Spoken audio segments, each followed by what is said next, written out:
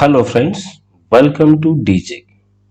Today we will see Maharashtra State Board 10th class unit number first lesson number 1.5, that is his first flight. The young seagull was alone his ledge. छोटा सिगल पक्षी त्याच्या खडकाच्या टोकावर एकटाच बस. Ledge, see the meaning ledge, a narrow horizontal self projecting from a wall or here a cliff. म्हणजे याला आपण खडकाच्या टोकावर खडकाच्या एका भागावर तो बसलेला आहे. His two brother and his sister had already flown away. Flown म्हणजे उडून गेलेले आहेत. कोण? त्याचे दोन भाऊ आणि त्याची बहीण उडून गेलेले आहेत. कधी? The day before, कालच ते उडून गेले. He had been afraid to fly with them आणि याला त्याच्या बरोबर आकाशामध्ये उडायला भीती वाट. Somehow when he had taken a little run forward to the brink, friends, see the meaning, brink, edge of a steep place, म्हणजे खडकाचं टोक. हा आकाशात उडण्यासाठी थोडासा पळत त्या खडकाच्या टोकापर्यंत यायचा and attempted to flap his wings आणि त्याचे पंख फडफडवण्याचा सुद्धा तो प्रयत्न करायचा. ही बिकम अफ्रेड आणि पंख फडफडायला सुरुवात केली की तो काय करायचा? भ्यायचा. The great expanse of sea stretched down beneath.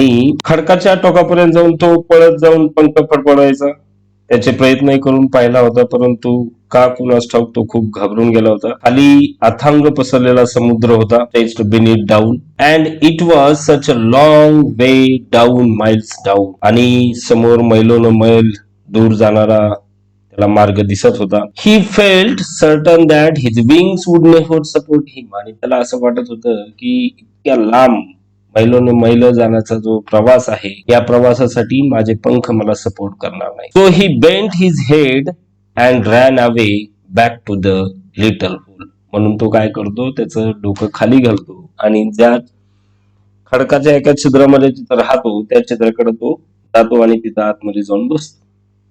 Where he slept at night, जिथं तो रात्री झोपत असतो. Even when each of his brother and his little sister, म्हणजे त्याचे जे दोन भाऊ आहेत आणि त्यांच्याही पेक्षा लहान असणारी त्यांची बहीण आहे, हे आकाशात उडतायत. Whose wings were far shorter than his own. याच्यापेक्षा त्या दोन भावाचे आणि बहिणीचे पंख हे छोटाले आहेत. And to the brink, आणि त्या कड्यावरून उडी मारण्यासाठी किंवा उडून जाण्यासाठी त्यांचे जे पंख आहेत ते छोटाले आहेत. फ्लॅप्ड देअर विंग्स, परंतु तरीही त्यांनी त्यांचे पंख फडफडवले अँड फ्ल्यू अवे, ते उडून गेले. ही फेल्ड टू मस्टर अप. याचा मिनिंग जर तुम्ही पाहिलं मित्रांनो, मस्टर ऑफ करेज हे इथे दिलेलं आहे. मस्टर ऑफ करेज याला म्हणायचं गॅदर्ड करेज, म्हणजे धैर्य एकवट. परंतु या पक्षाला he failed to muster up करत स्वतःच धाडस स्वतःमध्ये निर्माण तो करू शकला नाही. Take the plunge which appeared to him so desperate, आणि म्हणूनच तो स्वतःच बळ एकवटू शकला नाही आणि धाडस दाखवू शकला नाही, म्हणूनच तो आकाशात. His father and mother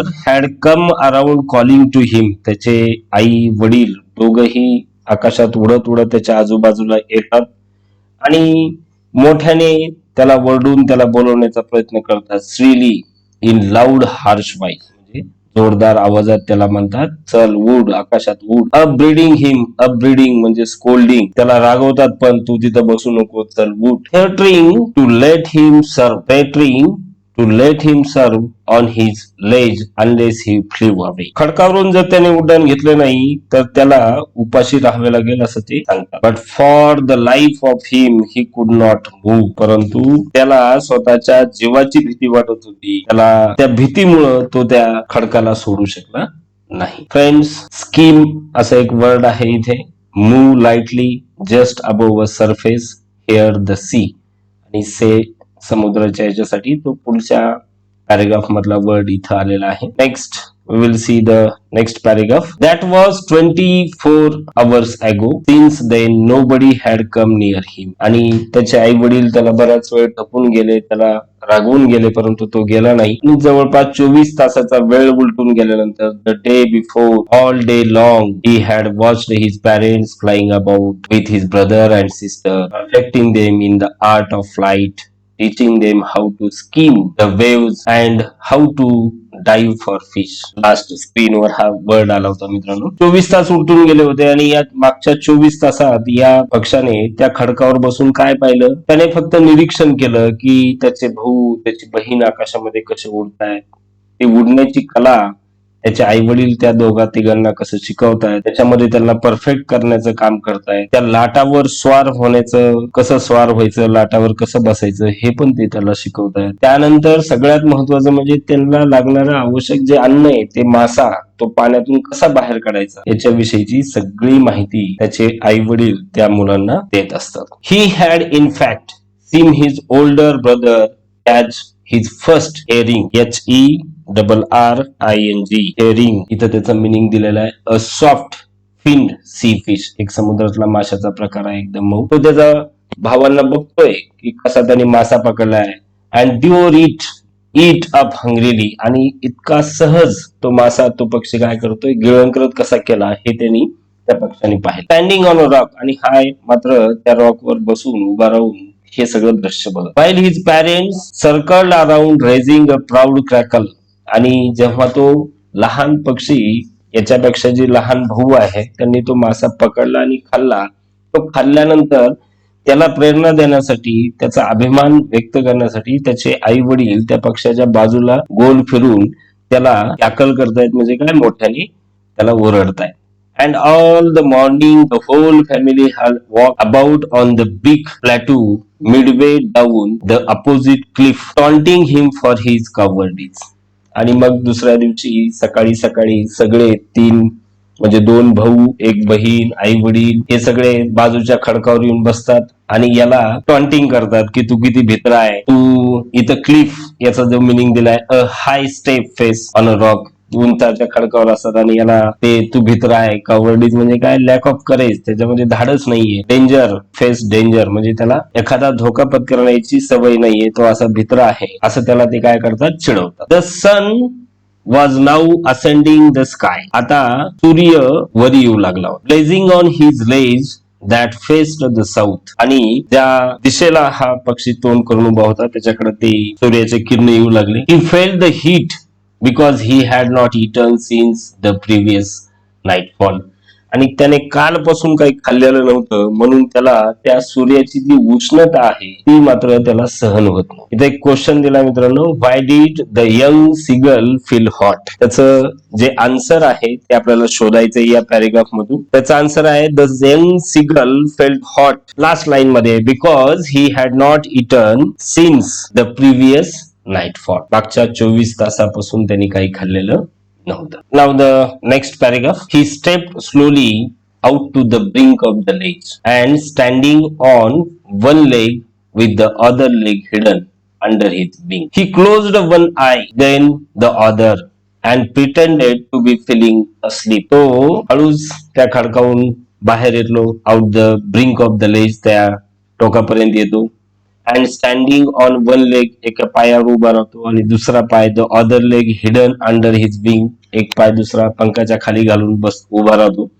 he closed one I, आणि एक डोळा झाकून बघ तो त्यांच्याकडे सगळ्यांकडे बघत असतो. And pretended to be feeling asleep, आणि त्यांना तो असं दाखवतोय की मला आणखीन झोप आलेली. टिल दे टूक नो नोटीस ऑफ हिम, तरीही त्या दोन त्याच्या भावांनी, त्याच्या बहिणीनी किंवा त्याच्या पॅरेंट्सनी याच्याकडे लक्ष दिलं नाही. He saw his two brother and his sister lying on the plateau dozing with their head sunk into their necks, असं लक्षात आलं त्याच्या की त्याचे दोन्ही भाऊ आहे आणि बहीण आहे, त्यांनी काय केलंय, मस्त खाल्लेलं आहे आणि आता ते त्यांच्या पायामध्ये डोकं घालून मस्त ते आराम करतात. His father was cleaning the feathers on his white, cleaning, make an effort to clean feathers with the pick. पंख तो काय करत असतो, त्याच्या चोचीने साफ करत असतो, त्याचे पांढरे शुभ्र जे पंख आहे ते त्या चोचीने साफ करत असतो. Only his mother was looking at him, आणि फक्त आईच आहे जिचं प्रेम या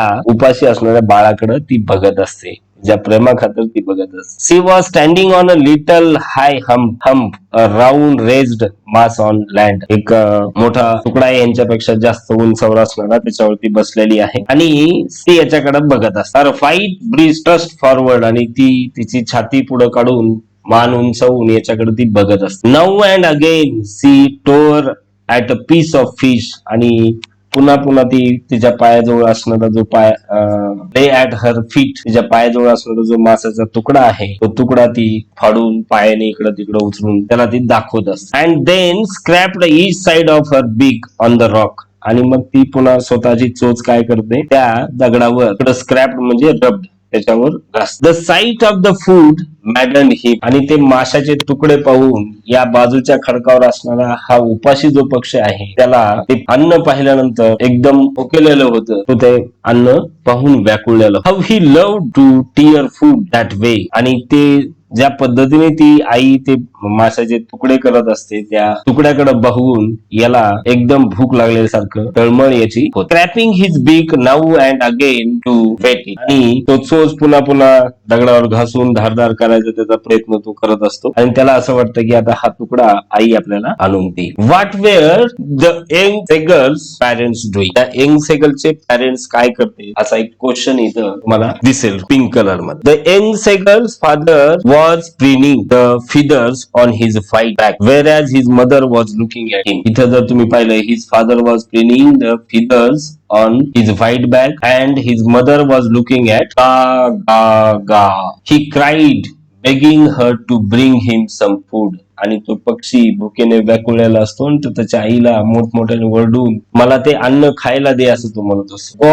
कॉल आह, ती screamed back derisively, but he kept calling plentifully. Meaning, तुम्ही जर पाहिला, is the meaning of sore, maddened by hunger and seized. या तीन शब्दाचा अर्थ आपल्याला शोधायचा आहे. But he kept calling plentifully and after a minute or so he uttered a joyful scream. आणि तो आईला भुकेने व्याकुळ होऊन त्याच्या आईला तो जोरजोरामध्ये वरडून बोलवत असतो, आणि थोड्याच क्षणामध्ये तो आनंदाने उड्या मारायला सुरुवात करतो.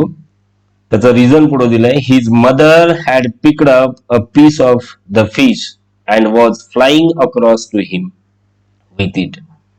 त्याची आई त्या माशाचा तुकडा चोचीमध्ये घेऊन त्याच्या आजूबाजूला फिरत असते, आणि त्याला असं वाटतं की आता आई तो पीस माझ्याजवळ टाकील आणि मी तो खाईल. ही लीन्ड आउट इगरली, तो एकदम उत्सुकतेने त्या आईकडे तो पळायला सुरुवात करतो. Tapping the rock with his feet, आणि त्याच्या पायाने त्या दगडावर त्या खडकावर तो पाय जोरजोरात आदळायला सुरुवात करतो. Trying to get near to her as she flew across, ती उडून जाऊ नये या भीतीने तो काय करतो, तिच्या जवळ जाऊन तो माशाचा तुकडा घेण्याचा प्रयत्न करतो.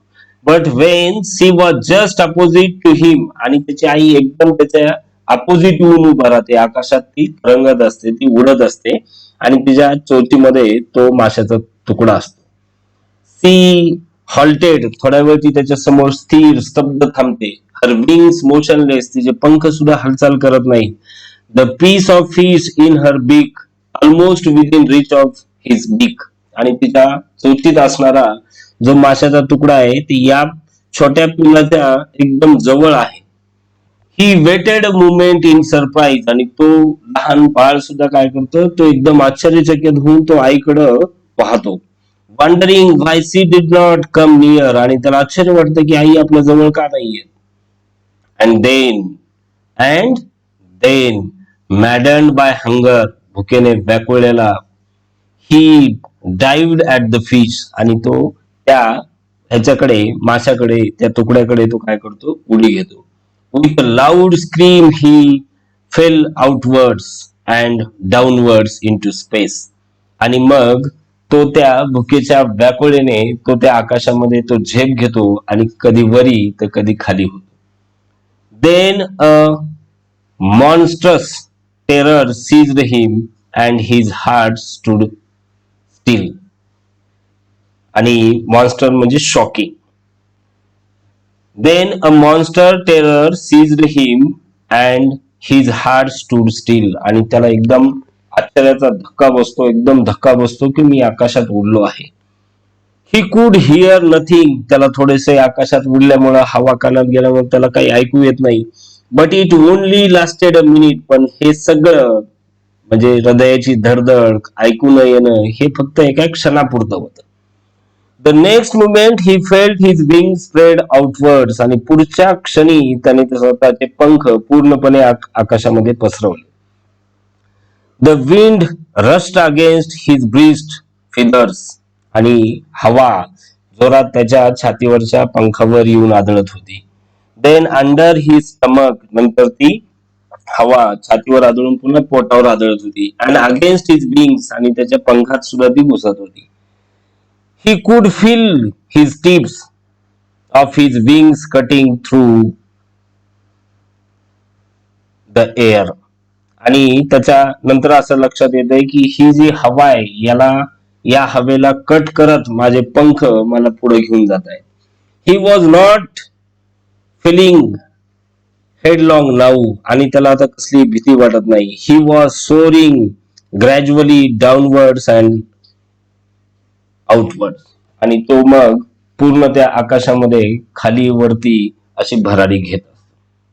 ही वॉज नो लॉंगर अफ्रेड, आता त्याची मनामधून भीती गेलेली होती. He just felt a bit dizzy, आणि डिझी इथं त्याचा मिनिंग दिलाय having an uncomfortable feeling of spinning around and losing one's balance. थोड्या वेळाने त्याला असं वाटतं की आता मला थोडस अनबॅलन्स झालाय. Then he flapped his wings once and he soared upwards, आणि तो पुन्हा स्वतःचे पंख हलवतो आणि पुन्हा हवेमध्ये पुन्हा वरी उंच उडी घेतो.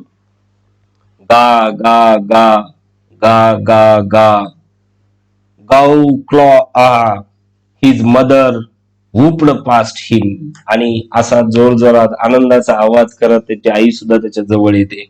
हर wings making a loud noise, आता त्याचे पंख जोरजोरात आवाज करायला सुरुवात करतात. He answered her with another scream, आणि त्याच्या आईला पुन्हा तो वेगळ्या आवाजामध्ये उत्तर देतो.